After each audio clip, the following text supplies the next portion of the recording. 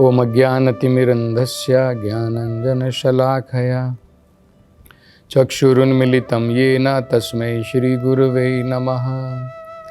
नमो ओम विष्णुपदाय कृष्णप्रेष्ठाय भूतले श्रीमते भक्तिवेदान्तस्वामिन् इति नामिने। नमस्ते सरस्वती देवे गौरवाणी प्रचारिणे निर्विशेष शून्यवादी पाश्चात्य देशतारिणे। जय श्री कृष्ण चैतन्य प्रभु नित्यानंद श्री अद्वैत गदाधर श्रीवासदि गौर भक्तवृंद। हरे कृष्णा कृष्ण कृष्ण हरे हरे, हरे राम राम राम हरे हरे। हरे कृष्ण। तो आगे नारद जी कहते हैं कि वापस लौटने के बाद उन्होंने ये तो बताया था कि वो भूखे थे, प्यासे थे, बहुत थक गए थे। तो उसके फलस्वरूप उन्होंने क्या किया, बढ़िया स्नान किया। स्नान करने के बाद में उपयुक्त भोजन उन्होंने जो है प्राप्त किया और उनको जो है उनकी सारी थकान चली गई। उनकी जो एक प्रकार से जितने वो थक गए थे और ताज़ा जो उनको ताजगी थी वो एक प्रकार से महसूस हो रही थी। तो अब वो आगे बताते हैं कि इसके बाद राजा पुरंजन ने अपने सारे शरीर के ऊपर चंदन का लेप किया। चंदन का लेप करने के बाद में उन्होंने फूलों की बड़ी ही ताजी ताजी माला ग्रहण की, पहनी और अपने शरीर को अनेकों प्रकार के आभूषणों से सुसज्जित किया। और सुसज्जित करने के बाद में अब वो अपनी रानी को ढूंढने के लिए प्रयास करते हैं। तो क्या क्या बताया नारद जी कह रहे हैं, उन्होंने अपने चंदन से जो है अपने शरीर का लेपन किया, बाद में फूलों की माला पहनी और बड़े आभूषण ग्रहण किए और उसके बाद में इन सब होने के बाद में उनको ताजगी महसूस हुई और इसके बाद में अपनी रानी को जो है ढूंढने के लिए निकल पड़े। तो इस संदर्भ में नारद जी आगे बताते हैं इसका मतलब क्या है। तो कहते हैं चंदन जब हम लोग लेप करते हैं शरीर के ऊपर तो बहुत ठंडक महसूस होता है। अगर आपका शरीर जल गया है, अगर आप बहुत धूप में निकले हैं और बहुत गर्मी लग रही है तो चंदन का लेप किया जाता है। अगर आप देखेंगे जगन्नाथपुरी में भगवान जगन्नाथ की चंदन यात्रा होती है जिसमें भगवान का चंदन का लेप किया जाता है। तो इसके द्वारा पूरे शरीर को ठंडक मिलती है। और जब फूलों की माला ग्रहण करते हैं और आभूषणों से हम सुसज्जित हो जाते हैं तो हम बहुत ताज़ा महसूस करते हैं। तो ठीक इसी प्रकार से नारद जी कहते हैं कि जब व्यक्ति प्रामाणिक गुरु के द्वारा कृष्ण कथा सुनता है और ज्ञान के द्वारा अलंकृत हो जाता है, ज्ञान का भी आभूषण है। ज्ञान का इसकी तुलना एक प्रकार से गंगा नदी से भी की गई है और यहाँ पर हम देख सकते हैं कि ज्ञान की तुलना आभूषण से भी की गई है। शुद्ध ज्ञान, ये कोई मानसिक ज्ञान की बात नहीं है। जो भगवत ज्ञान हम महात्माओं से प्राप्त करते हैं उस प्रकार का भगवत ज्ञान, ये ज्ञान के द्वारा हमारा शरीर, हमारा जीवन सुसज्जित हो जाता है। इसको साधु भूषण कहते हैं। बाकी लोग सोने की माला पहनते हैं, अंगूठी पहनते हैं, कंगन पहनते हैं, ये लोगों का आभूषण होता है। साधु किस प्रकार से सुसज्जित होता है? अच्छे गुणों के द्वारा। अच्छे गुण कैसे आते हैं? जब हम भगवान की भक्ति में लगते हैं, साधु महात्माओं के उपदेश, उनके संदेश, उनके शब्दों के अनुसार जब हम भगवान की भक्ति में लगते हैं तो हम सभी प्रकार के अच्छे गुणों से सुसज्जित हो जाते हैं। और जब हम अच्छे गुणों से सुसज्जित हो जाते हैं तो हमारा जीवन बिल्कुल रिफ्रेश हो जाता है, ताज़ा हो जाता है, उसके अंदर में जीवन आ जाता है। अन्यथा हमारा जीवन एक मरे हुए प्राणी की भांति है। तो ये जो है नारद जी इसका अर्थ समझाते हैं। इसलिए वेदों में कहा है 3 चीज हमारे जीवन में बड़ी महत्वपूर्ण है, इनके अनुसार हमारा जीवन चलाना चाहिए। साधु गुरु शास्त्र तीने ते, ये जो 3 है, साधु गुरु और शास्त्र, इनके वाक्यों को चित्ते ते कोरिया आख्या, इनके जो संदेश हैं, गुरु जो कहते हैं, प्रमाणिक गुरु, साधु संत महात्मा जो कहते हैं और शास्त्र जो कहते हैं, उसमें कोई अंतर नहीं है।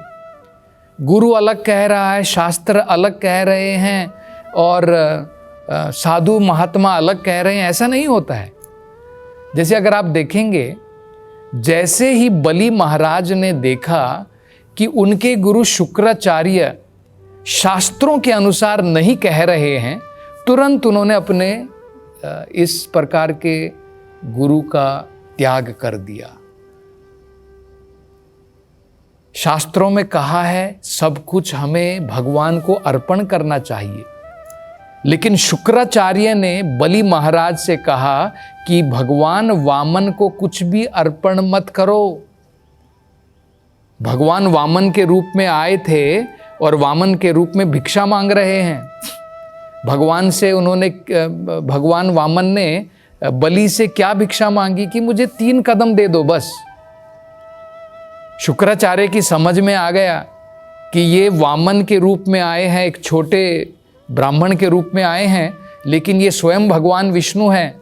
अपने एक कदम से वो सारा आकाश जो है ले लेंगे, दूसरे कदम से सारे नीचे के ग्रह ले लेंगे, तीसरा कदम कहाँ पर रखेंगे? तो उन्होंने कहा बलि तुम इनकी बातों में मत आओ, कुछ मत दो इनको। तब बलि ने विचार किया कि भाई वेदों में तो कहा है कि सब कुछ भगवान को देना चाहिए, लेकिन शुक्राचार्य मेरे गुरु ऐसा कह रहे हैं कि इनको कुछ मत दो। तो तुरंत उन्होंने जो है अपने गुरु का त्याग कर दिया। तो ये 3 इनके आदेशों के अनुसार, इनके निर्देशों के अनुसार हमारा जीवन हमें चलाना चाहिए, गुरु, साधु और शास्त्र। तो ये एक बड़ा महत्वपूर्ण अंग जो है यहाँ पर हम समझ सकते हैं। दूसरा यहाँ पर बताया है, नारद जी ने बताया था, बड़ा रिफ्रेश होने के बाद में अब ये पुरंजन राजा क्या काम कर रहे हैं? अपनी पत्नी को, अपनी अर्धांगिनी को, उनकी जो रानी थी, उनको ढूंढने के लिए निकले। तो इसी प्रकार से नारद जी बताते हैं कि जो व्यक्ति गुरु, शास्त्र और साधुओं के निर्देश के अनुसार जिसका जीवन ताजा हो जाता है, उसे भी इनके निर्देश के अनुसार अपनी आदि चेतना, ओरिजिनल कॉन्शियसनेस, जिसे कृष्णा भावनामृत कहते हैं, उसकी खोज करनी चाहिए, भगवान की खोज करनी चाहिए। यहाँ पर राजा पुरंजन जैसे अपनी अर्धांगिनी उसके जो है खोज में लगा है कि मेरी रानी कहाँ है, तो ठीक इसी प्रकार से नारद जी बताते हैं कि गुरु के निर्देश के अनुसार, साधुओं के निर्देश के अनुसार हमें अपनी कृष्ण भावनामृत की खोज करनी चाहिए। हमें अपनी आत्मा की खोज, परमात्मा की खोज करनी चाहिए। और आगे अब नारद जी कहते हैं कि लेकिन क्या हुआ, इस खोज में राजा जो है अब ऑलरेडी संतुष्ट तो हो गया था, उसकी थकान चली गई थी, उसने उपयुक्त भोजन भी किया था, लेकिन अब जो है उसके मन के अंदर में काम वासना जागृत हो रही है। और काम वासना जागृत होने के कारण अब वो अपनी पत्नी को ढूंढ रहा है, अपनी काम वासना मिटाने के लिए, अपनी इच्छा पूरी करने के लिए। तो इस संदर्भ में नारद जी बताते हैं कि प्रामाणिक गुरु से दीक्षा लेने के पश्चात अगर हम भक्ति के नियमों का सही प्रकार से पालन नहीं करते हैं तो हम लोग भी काम वासनाओं में फंस सकते हैं। गुरु से, प्रामाणिक गुरु से दीक्षा लेने के बाद भी, दीक्षा लेने के बाद कार्य पूर्ण नहीं हो गया है, कार्य प्रारंभ हुआ है, उनके निर्देश का पालन करना चाहिए। तो अगर हम उनके निर्देश का पालन नहीं करते हैं, जैसे मान लीजिए बताया गया यहाँ पर, जैसे कहा गया है कि अगर हम उचित आहार की जगह सात्विक आहार में भी अगर हम अत्याहार करते हैं, उचित आहार में भी मतलब सात्विक भोजन खा रहे हैं, हम दूध पी रहे हैं, हम जो है शाकाहारी भोजन खा रहे हैं, जो सात्विक होता है उस प्रकार का भोजन कर रहे हैं, लेकिन उसमें भी अगर हम अत्याहार करते हैं, अत्याहार का मतलब होता है जरूरत से ज़्यादा खाना। तो सात्विक आहार भी अगर आप जरूरत से ज़्यादा खाओगे तो क्या होगा, हमारी काम वासनाएं बढ़ जाती हैं। जैसे यहाँ पर राजा की जो है अब काम वासना जागृत हुई है, तो अब वो अपने रास्ते से गिर जाता है। तो यहाँ पर बताया गया है, वेदों में कहा है, नारद जी कहते हैं इसी प्रकार से अगर ब्रह्मचारी वो भी आध्यात्मिक के रास्ते पर निकला है, लेकिन अगर वो भी अत्याहार करता है तो उसके मन में भी काम वासना जागृत होगी। ब्रह्मचारी का पालन वो ठीक से नहीं कर पाएगा, स्त्री के बारे में सोचेगा। ब्रह्मचारी का मतलब क्या है, उसने व्रत लिया है कि मेरा स्त्री से कुछ लेना देना नहीं है, वो ब्रह्मचार्य का मतलब होता है। लेकिन अत्याहार करेगा तो वो व्यक्ति भी जो है उसका ब्रह्मचार्य का पालन जो है ढीला पड़ जाएगा, उसके मन के अंदर में काम वासनाएं जागृत होंगी। इसी प्रकार से अगर व्यक्ति वानप्रस्थ जीवन में है, वानप्रस्थ का मतलब क्या है, गृहस्थ जीवन उसने पूर्ण कर लिया है, उसके बाद में अब उसने वानप्रस्थ ले लिया है। अब पति पत्नी जो है मिलकर के आध्यात्मिकता में उनको प्रगति करनी चाहिए, अब भोग विलास में नहीं लगना चाहिए। लेकिन अगर वो भी अत्याहार करेंगे तो फिर दोबारा जो है उसी प्रकार के काम वासनाओं में वो भी लिप्त हो सकता है।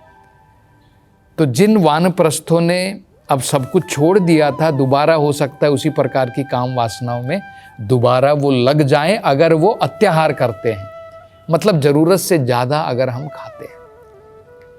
और वो बताया है कि इसी प्रकार से तो ब्रह्मचारी के बारे में हो गया, वानप्रस्थ का भी हो गया।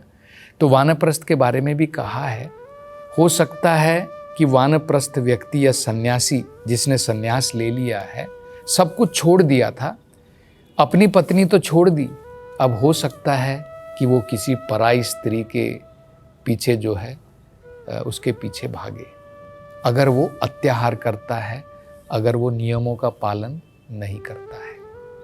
तो ये बताया गया है। तो रूप गोस्वामी इस संदर्भ में जो है एक बड़ा महत्वपूर्ण श्लोक बताते हैं जिसका हमें पालन करना चाहिए। वो कहते हैं 6 चीज़ों के द्वारा हमारी भक्ति घट जाती है, तो इन 6 चीज़ों से दूर रहना चाहिए। तो क्या कहते हैं देखिए, अत्याहार प्रजल्पोच, मतलब वो कहते हैं कि जो अत्याहार प्रयासश्च प्रजल्पो नियमाग्रह जनसंग लौल्यंश्च षड्भिर्भक्ति प्रणश्यति। 6 चीज़ें, 6 आइटम ऐसे हैं जिनके द्वारा हमारी भक्ति घट जाती है, बढ़ेगी नहीं। अगर हम भक्ति के रास्ते पर लगे हैं फिर भी इन 6 चीजों से दूर रहना चाहिए। क्या क्या कहते हैं देखिए। अत्याहार मतलब जरूरत से ज्यादा मत खाओ।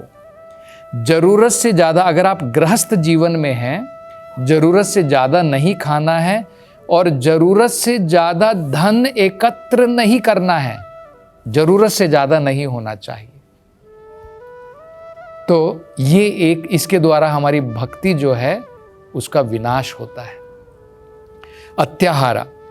प्रयासश्च, प्रयास का मतलब होता है अत्याधिक प्रयास।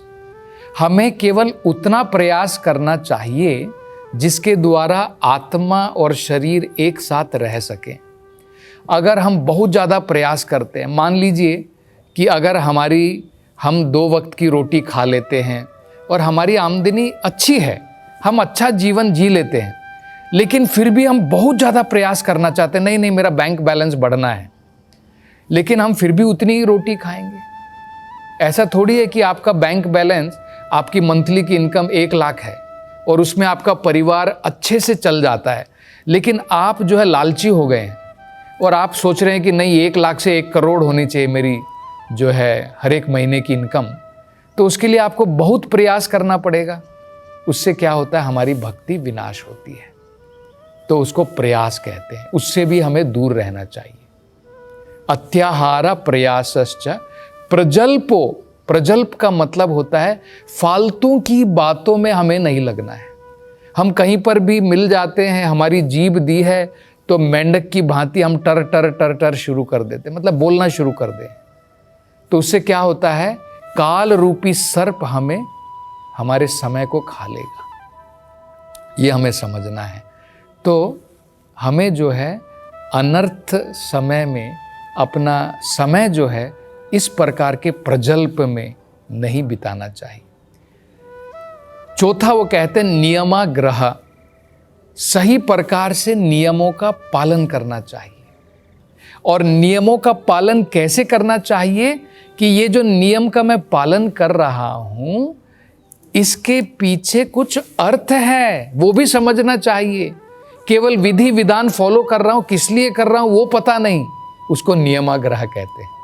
तो नियमों का पालन करना चाहिए, लेकिन उसमें क्या स्पिरिट है, किस लिए कर रहा हूं, वो हमें ज्ञान होना चाहिए। जनसंगा, फालतू लोगों का संग नहीं करना और लालच नहीं करना, इससे हमारी भक्ति घट जाती है। ये हम जो है पुरंजन के जीवन से सीख सकते हैं। आगे हम अगली कथा में चर्चा करेंगे। हरे कृष्ण। भगवान श्री कृष्ण के पवित्र धाम वृंदावन में एक भव्य मंदिर नई ऊंचाइयों को छू रहा है। वृंदावन चंद्रोदय मंदिर, जिसकी ऊंचाई 700 फीट होगी। इसमें होंगे शिखर, आलीशान मंडप, अन्नदान हॉल और कृष्ण लीला थीम पार्क। ये अभूतपूर्व परियोजना दुनिया भर में भारत की महान संस्कृति को प्रस्तुत करेगा। हम आप सबको ये सहर्ष सूचित करते हैं कि इसके प्रथम चरण का उद्घाटन शीघ्र ही होने वाला है। हम आपको भगवान श्री कृष्ण के मंदिर निर्माण में अपना सहयोग देने के इस अभूतपूर्व अवसर में भाग लेने के लिए आमंत्रित करते हैं। दान के लिए अभी संपर्क करें 7725977260 8585850033।